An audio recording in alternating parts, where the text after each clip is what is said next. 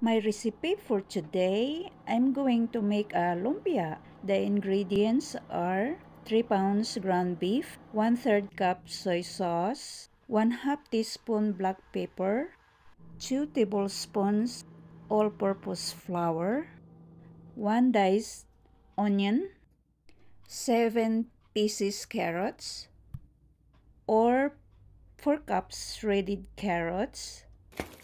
Cook the ground beef. Keep stirring to separate the meat.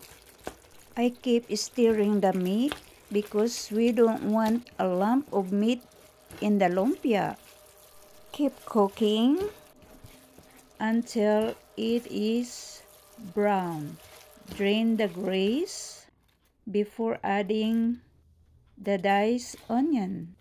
Keep stirring and cook the onion until it's wilted, about 1 minute. And then add 4 cups shredded carrots, 1/3 cup soy sauce. I don't put salt on my lumpia.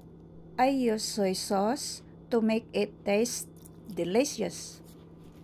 And add 2 tablespoons of all-purpose flour and 1/2 teaspoon black pepper.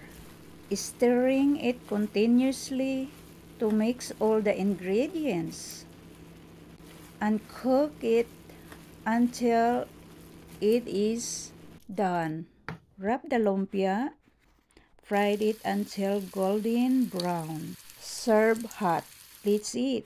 Thank you for watching.